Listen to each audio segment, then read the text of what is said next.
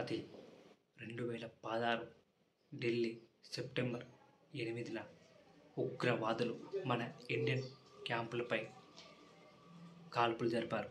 So లోపలికి వచ్చి మరి ఆ బార్డర్ని కడేసి లోపలికి వచ్చి మరి చాలామందిని చంపారు. ఆ తర్వాత మన జవాన్లు ఎలా పగ తెచ్చుకుంది. సో ఆ వీడియో యూట్యూబ్లో ఉంటుంది చూడండి.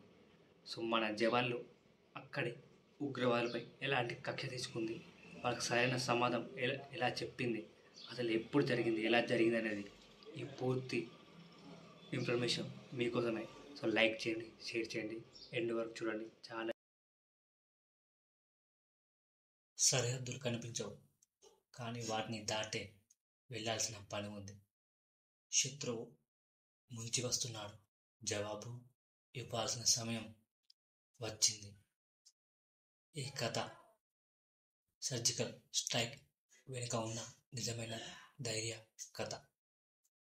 2016 సెప్టెంబర్ 18 ఉరి క్యాంప్పై ఉగ్రవాదులు జరిపిన దాడిలో 19 మంది భారత జవాన్లు అమరులయ్యారు. దేశం గుండె తట్టింది. కానీ ఈసారి కేవలం ఘోషాలు కాదు, చర్య తీసుకునే సమయం వచ్చింది.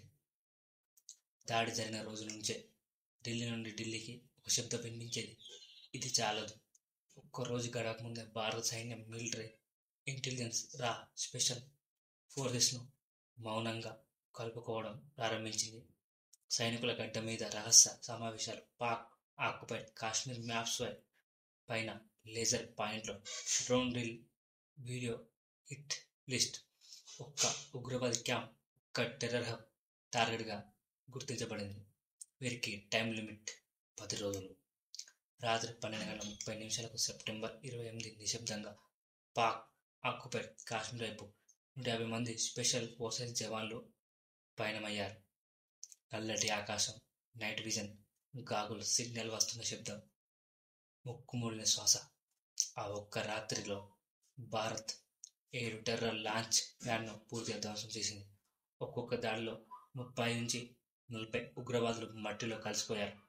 పాకిస్తాన్ షాక్ అయింది, ప్రపంచం అబ్బురపోయింది. ఇక యుద్ధం కాదు, కానీ యుద్ధం కంటే ధైర్యంగా తీసిన నిర్ణయం.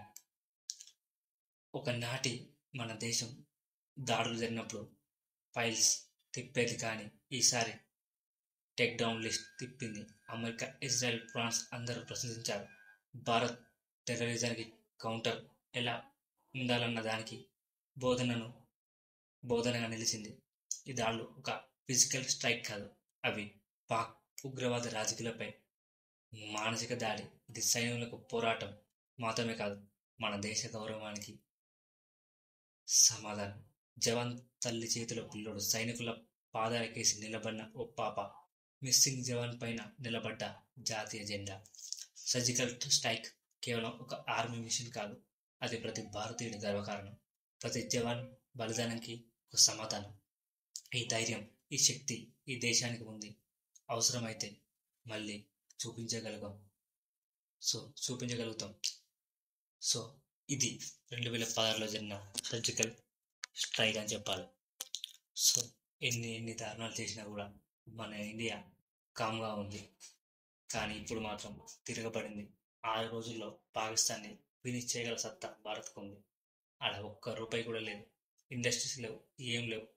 సో ఇటు వాటర్ రద్దు చేసాం, అక్కడి ప్రజలే తిరుగుబాటు చేస్తారు. అక్కడ పాలిటిక్స్ ఉండవు, ఆర్మీ ఆఫీసరే పాలిటిక్స్. వీడి సీఎం అంటే సీఎం, పిఎం అంటే పిఎం.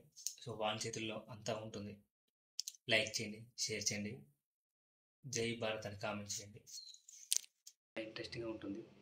జై హింద్.